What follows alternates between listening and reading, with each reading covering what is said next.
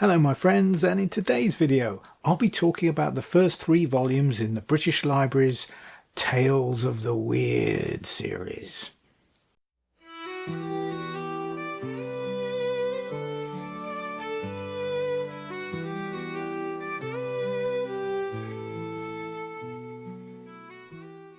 Okay, before I talk about the specific volumes I want to review today, let's have a quick overview of the series in case you don't know what it's about.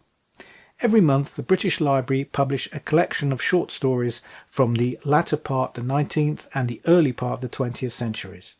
These are spooky, supernatural, and definitely weird. Now, mostly these are from writers who are completely obscure and forgotten to history. Sometimes a more celebrated author will be included.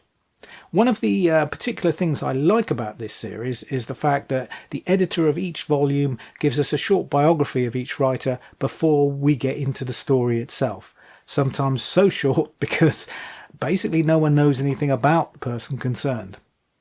So for me, this is a fascinating snapshot of the kind of strange stories that were being published around that time, and a chance to maybe find a new author to fall in love with, but also to check out some people who I've always meant to read but never had the time to get around to.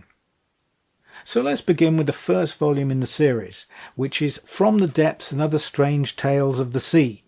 And this contains 15 tales from dates between 1891 and 1932. And it opens with The Ship of Silence by Albert R. Wutjan. I believe that's how you pronounce it, but I could be wrong.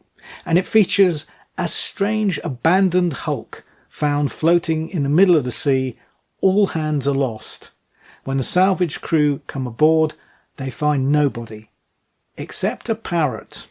And that's the real strength of this story, because the parrot has been sent insane by whatever happened and spends all its time screaming.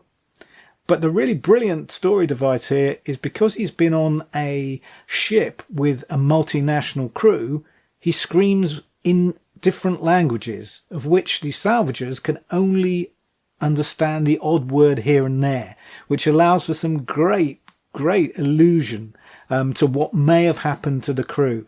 And I love this setup, and the parrot is such a brilliant story device, and it's genuinely creepy. And unfortunately there's no resolution to this mystery, which is where the story falls down. There's no payoff, but to me that's a superb opener to this volume, because it really is a very unsettling kind of idea, which is just a shame that it wasn't adapted, or extended rather, into a full novel by the author, because I don't know where you go with it, but it sounds actually could be quite great. After that we get similar kind of tales of abandoned ships. We get Morgan Robertson's From the Darkness and the Depths, which is about an invisible force that picks off a crew one by one of a ship that's foundering and basically going to be sinking over the next couple of days. That's a very effective story. He was the guy who wrote Futility, the Wreck of the Titan, actually, if you're familiar. That was the novella that uncannily predicted a lot of the circumstances of the sinking of the Titanic, and was written, I think, 1898, so 14 years earlier, something like that.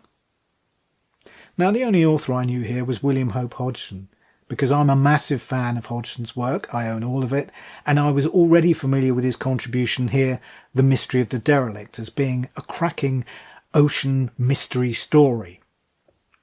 But his inclusion here did actually encourage me to buy the volume, because I thought, well, if Hodgson's here, maybe I'll find some other authors to fall in love with. Well, that didn't quite happen, but on the other hand, I did find some other stories that really impressed me, particularly the contributions of Rupert Chesterton and Morgan Burke. Now, according to editor Mike Ashley, who provides the biographical sketch before each story, these guys made zero impact on the literary world. There is so little information on either of them that, in fact, Ashley speculates that Rupert Chesterton was just a pseudonym for another writer. His work here is The Black Bell Buoy, and I pronounce it strangely because I'm trying to convey the fact that it's one of those ocean markers and not a young lad. And it's a unique kind of tale of murder, destiny, fate if you like. And it's echoed in a way by Burke's contribution, The Soul Saver, which is really quite unique. I don't think I've ever read anything quite like it before. Certainly I'd recommend trying those two out. And there are a few other really good contributions as well. One from a guy called F. Britton Austin, who we'll be meeting later on in this video again, and Eleanor Mordaunt. Now there are a few make-weights here, that's for sure, mostly concerning the Sargasso Sea, strangely enough. But overall, it's a very strong start to this series, and I thoroughly enjoyed it. And if you're a fan of this kind of spooky, creepy, supernatural sea stories, I don't think you could go wrong from picking this one up. Moving on, the second volume in the series is slightly unusual, and it's the work of one author, and that author is Charlotte Riddell. And the volume's called Haunted Houses, and it comprises two short novels that she published in 1873 and 1875 called Fairy Water and The Uninhabited House. Now, Fairy Water is narrated by a guy called H. Stafford Trevor, who's a middle-aged lawyer whose wealthy second cousin marries a girl young enough to be his granddaughter. They have 5 kids over the years, but he's insanely jealous of her. However, once he has an accident and remains afterwards virtually bedridden, she has to look after him and they become close. When he eventually dies, she expects to get all his money, of course, but it doesn't quite work out that way. There's a caveat in the will that they use to probate the estate. And that caveat is that she can't get remarried. And if she does remarry, she not only loses all the money, she loses the property, and her kids are all packed off to boarding school, and legally she's never allowed to see them again. Meantime, Trevor has bought Crow Hall from a friend of his, a financially struggling but brilliant young doctor who's never been able to realise any money on the property because no one will ever stay there, they won't buy it, they won't rent it because it's strongly rumoured to be haunted. The Uninhabited House is a similarly haunted property, this time called River Hall. It's owned by a young lady called Helen Elmsdale, who's not of age yet, so it's administered by her formidable aunt Miss Blake through a lettings agency. Now the property was owned by Helen's cousin Robert, who frittered away the family fortune on gambling, although there is a very large sum of cash still left unaccounted for. Now no one will stay in the property because Robert's ghost haunts it, appearing in the library at midnight.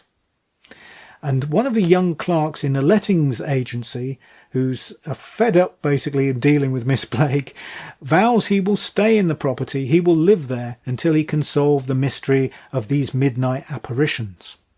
Now these are understated, fairly unremarkable Victorian ghost stories.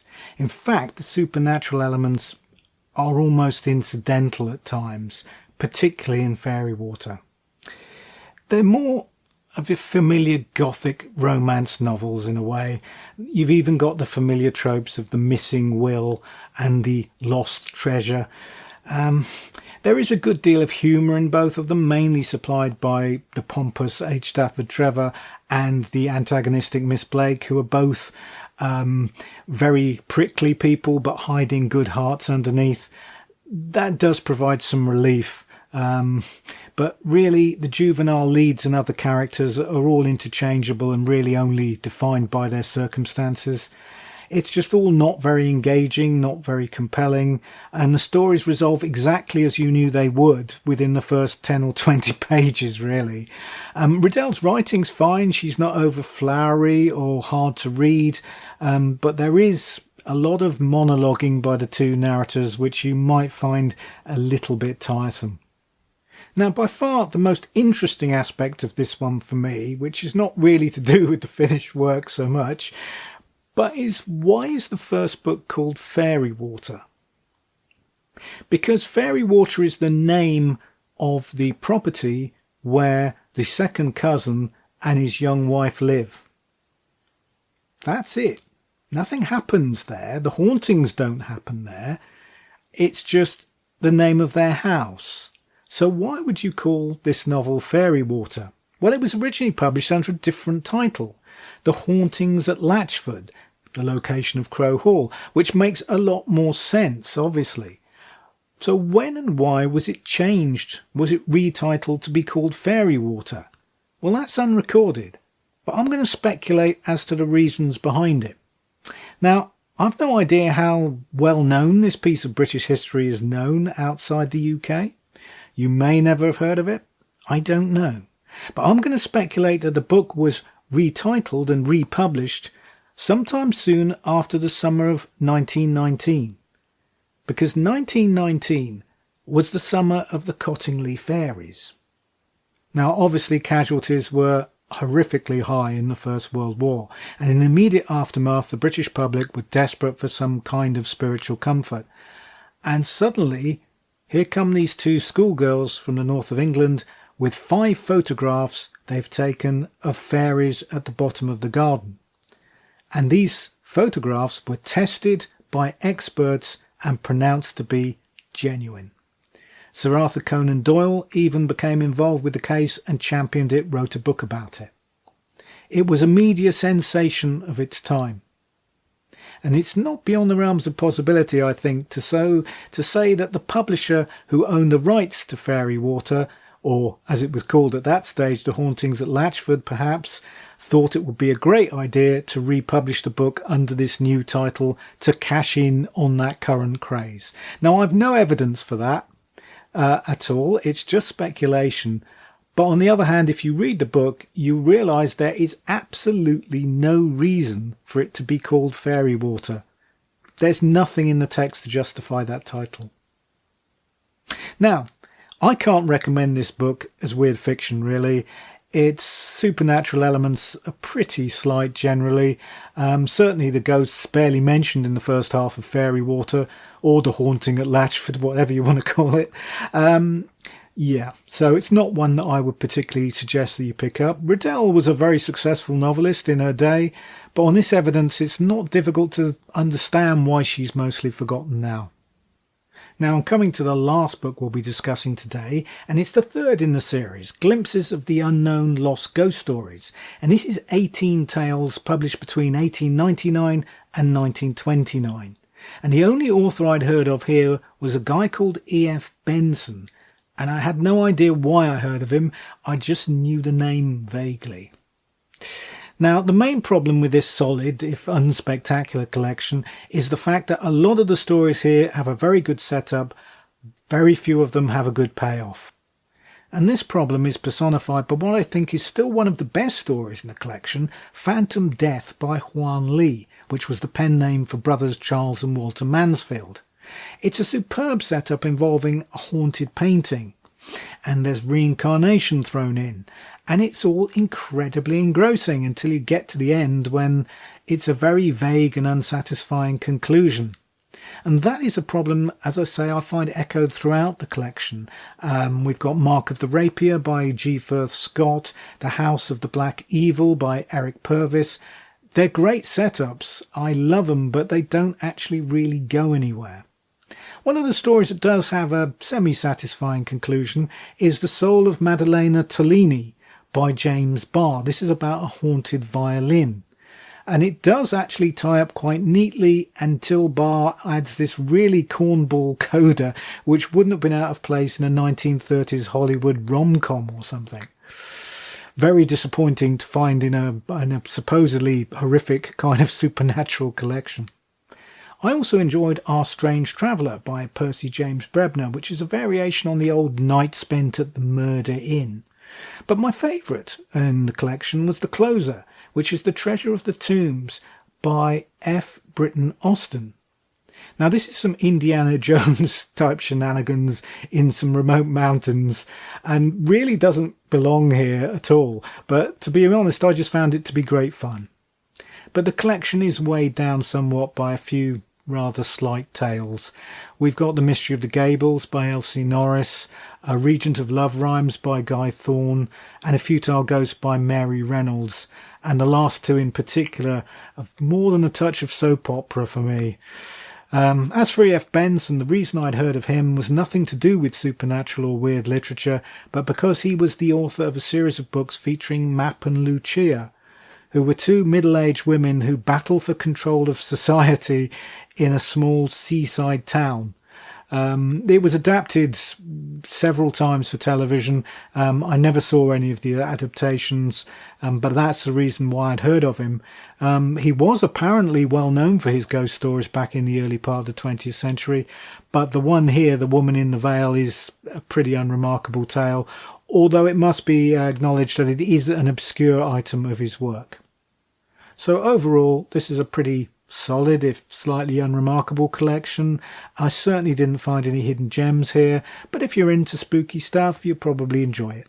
So have you read these books? What did you think of them?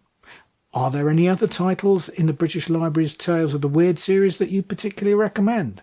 Or indeed, any other pieces of weird fiction that you'd like me to cover? I'm always open to suggestions. Please leave them in the comments below. Oh, and do all those button things that all YouTubers ask you to do as well. It helps the algorithm, apparently. Anyway, that's it for today's video. Thank you for staying with me so long, and hopefully I'll see you next time.